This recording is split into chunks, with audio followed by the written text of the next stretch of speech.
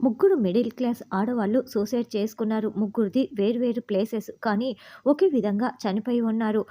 Common friends కానీ, common things కానీ ఏవి కూడా లేవు.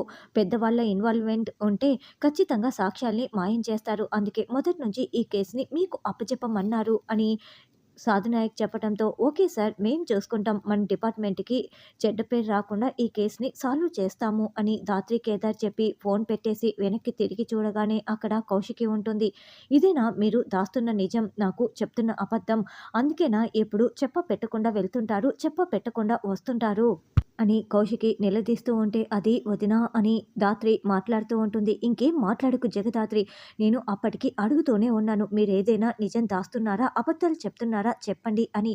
అయినా కూడా మీరు ఎన్నిసార్లు నా దగ్గర తప్పించుకున్నారు అని కౌశికి అంటే, అది కాదు వదినా అని ధాత్రి అంటుంది. ఇంకేం మాట్లాడొద్దని చెప్తున్నాను కదా! మీకేదైనా ప్రాబ్లమ్ ఉంటే చెప్పండి, నేను చూసుకుంటానని అప్పటికి చెప్తూనే ఉన్నాను. కానీ చెప్పటం లేదు. నేనెంత నమ్మకం మీపై పెట్టుకున్నాను, కానీ మీరేమో నమ్మకాన్ని వమ్ము చేస్తున్నారు. కేదార్, నువ్వు నిజం చెప్పు. నేను నిజంగా ఆ రోజు ఫోన్ చేసిన రోజు మీరు నిజంగానే సినిమాకి వెళ్లారా? లేదు కదా! అబద్ధం చెప్పకు అని కౌశికి నిలదీస్తూ ఉంటే, అది అక్క నేను చెప్దామని అనుకున్నాను అని కేదార్ మాట్లాడుతూ ఉంటే, ఏంటి చెప్దామనుకునేది? అప్పటికి అడుగుతూనే ఉన్నాను కదా! ఎవరికి ఏంటి ప్రాబ్లమ్ వచ్చింది? మీకు వచ్చిన ప్రాబ్లమ్ అదేనా?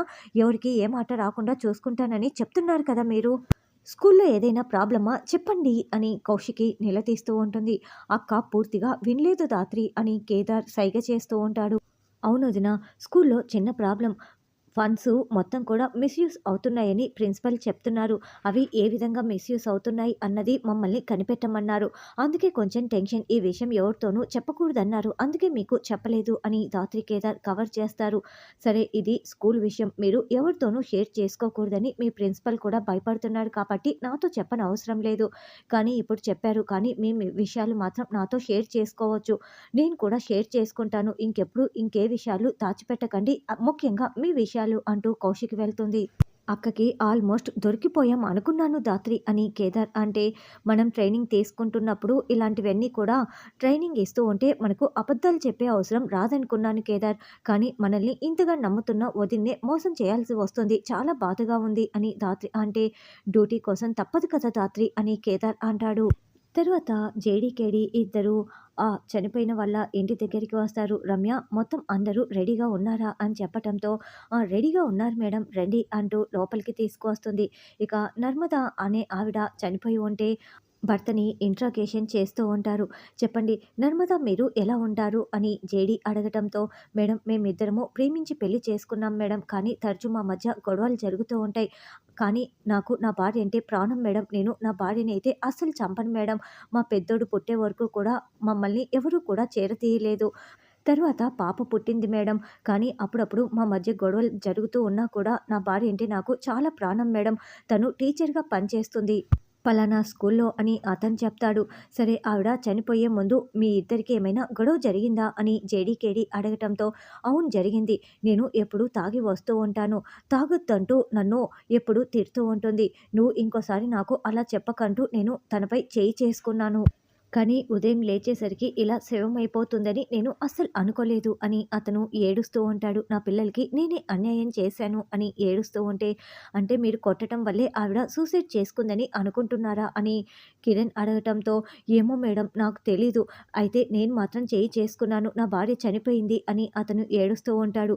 ఇదివరకు ఎప్పుడైనా ఇలా కొట్టారా అని జేడీ అడగటంతో, 4, 5 సార్లు పని ఒత్తిడి వల్ల నేను తనపై చేయి చేసుకున్నాను మేడం అని అతను ఏడుస్తూ ఉంటాడు. నర్మద బెడ్‌పై చనిపోయి ఉంటే జేడీ, కేడీ వచ్చి మొత్తం అక్కడ వెతుకుతూ ఉంటాడు. కేదార్‌కి ఏదో ఒక చిన్న విషం బాటిల్ లాగా ఉన్నది కనిపిస్తుంది. తర్వాత జేడీ ఆ గదంతా వెతికేసి కిచెన్‌లోకి వెళ్ళి ఏదో ఒక పొంగల్‌లాగా ఉన్న ఒక బౌల్‌ని వాసన చూస్తూ ఉంటుంది. మేడం ఖచ్చితంగా ఈవిడది సూసైడే అయ్యి ఉంటుంది. ఎందుకంటే భర్త కొట్టడం వల్లే చనిపోయినట్లు ఉంది సూసైడ్ చేసుకొని అని రమ్య చెప్తూ ఉంటే, లేదు ఖచ్చితంగా సూసైడ్‌లా అయితే అనిపించటం లేదు. ఒకవేళ సూసైడ్ చేసుకునేదే అయితే భర్త మొట్టమొదటిసారి తాగి వచ్చి కొట్టినప్పుడే సూసైడ్ చేసుకునేది. కానీ 4, 5 సార్లు అలా జరిగిందని చెప్తోంది. అంతగా ప్రేమించిన భర్తని వదిలేసి వెళ్ళే రకంలా కనిపించటం లేదు. కానీ అంతకంటే చాలా భయపెట్టిన విషయం ఏదో తనని కలిచివేసింది. అందుకే భయపడి సూసైడ్ చేసుకున్నట్లు ఉంది అని ధాత్రి చెప్తుంటే, కానీ నాలుగో వ్యక్తి లోపలికి వచ్చినట్లు మనకు కనిపించటం లేదు అని కేదార్ అంటాడు. అలా రాకుండా చాలా జాగ్రత్తగా చేయటానికి చాలా ఖర్చవుతుంది. కానీ ఒక సాధారణ స్కూల్ టీచర్‌ని చంపటానికి ఎవరు ఎందుకు అంత ఖర్చు పెడతారు? అని ఆవిడ చేతి వేళ్ళని కూడా ఎందుకో క్షుణ్ణంగా పరీక్షిస్తూ ఉంటుంది. చూద్దాం, ఈ కేసులో ఇంకా ఎవరెవరు బయటికి వస్తారో మనం ఇంకా పరిశీలించాలి అని ధాత్రి చెప్తుంది. బయటికి వస్తూ వస్తూ అక్కడ ఒక దేవుడి ఫోటో చూస్తుంది. సరే, మీ ఆవిడ ఎప్పుడైనా ఏదైనా విషయంగా భయపడుతూ ఉందా ఈ మధ్య అని తాతి అడగటంతో, అవును మేడం, ఈ మధ్య ఏం చేస్తోందో తెలియదు కానీ కొన్ని విషయాలకి చాలా భయపడుతోంది అని అతను చెప్తాడు. ఏవైనా పూజలు చేస్తుందా అని తాతి అడగటంతో, ఎప్పుడు పూజలు చేసేది కాదు కానీ ఈ మధ్య మాత్రం రాహుకేతు పూజలు అంటూ చేస్తూ ఉండేది మేడం. అప్పుడప్పుడు భయపడుతూ ఉండేది, ఏడుస్తూ కూర్చునేది, తనలో తాను బాధపడేది అని అతను చెప్తాడు. అవును, మా అమ్మ రాహుకేతు పూజలంటూ ఏదో ఒక ఆశ్రమానికి వెళ్ళేది. నన్ను తీసుకువెళ్ళమన్నా ఎప్పుడూ తీసుకువెళ్ళలేదు. అది చాలా పెద్ద ఆశ్రమం అంట అని ఆ అబ్బాయి చెప్పటంతో, అవునా, నేను ఆ ఆశ్రమం గురించి, ఆ పూజ గురించి తెలుసుకుంటాను అని ధాత్రి కేదార్ బయలుదేరి వెళ్తారు. పూజలకి సూసైడ్‌కి సంబంధం ఏంటి మ్యామ్ అని రమ్య అడగటంతో, ఆ సంబంధం ఏంటన్నది మనం కనిపెట్టాలి రమ్య. నర్మద చేతి వేళ్ళలో మట్టి ఉంది. ఆ మట్టి ఎలా వచ్చింది? పూజ చేసింది కానీ హారతి ఇచ్చినట్లు కనిపించలేదు. ప్రసాదం తయారు చేసింది కానీ ఆ ప్రసాదం దేవుడికి పెట్టలేదు. సరే, ఇంకొకరి దగ్గరికి వెళ్దాము అని ధాత్రి అంటుంది. రెండో ఆవిడ చనిపోయిన దగ్గరికి వస్తారు. ఇక ఆవిడ నెయిల్స్‌లో కూడా మట్టి ఉంటుంది.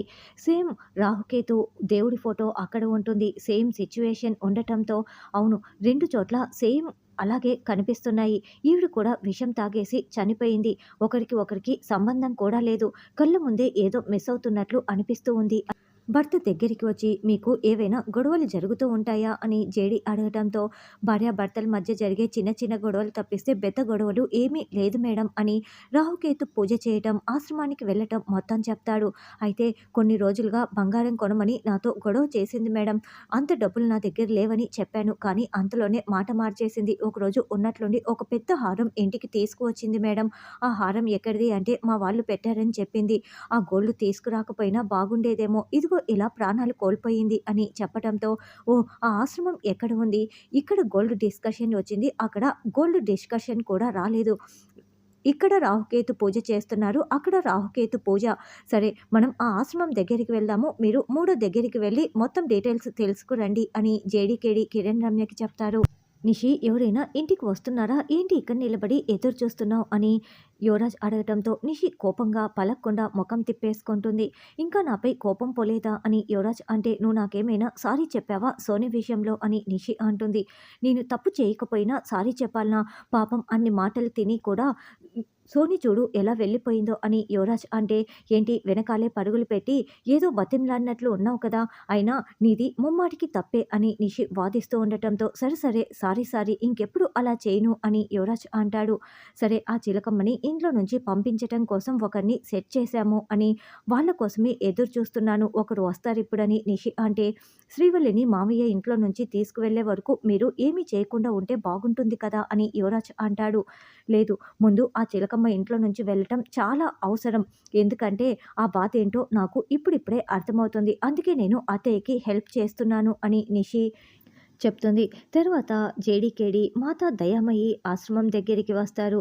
అసలు ఆ ముగ్గురు చావుకి ఈ ఆశ్రమానికి ఏదో సంబంధం ఉంది, కనిపెట్టాలి అని లోపలికి వస్తూ ఉంటే, లోపలికి వెళ్ళటానికి వీల్లేదు, టోకెన్ ఉంటేనే పంపిస్తాము, మాతాజీని కలవాలన్నా హారతి చూడాలన్నా టోకెన్ చూపించాల్సిందే అని ఇద్దరు అడ్డుపడుతూ ఉండటంతో, మేము మర్డర్ కేసు విషయంగా ఇన్వెస్టిగేషన్ కోసం వచ్చాము అని ఐడి కార్డు చూపిస్తారు. సరే, నేను మాతాజీతో మాట్లాడి పర్మిషన్ తీసుకొస్తాను అని అతను లోపలికి వెళ్తాడు.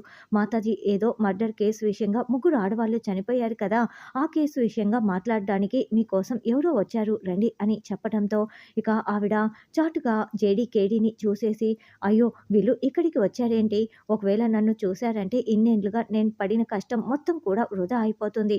రేయ్, మీరేం చేస్తారో నాకు తెలీదు. వాళ్ళు లోపలికి రాకూడదు, నన్ను చూడకూడదు, పంపించేసేయండి అని మాతాజీ చెప్తుంది.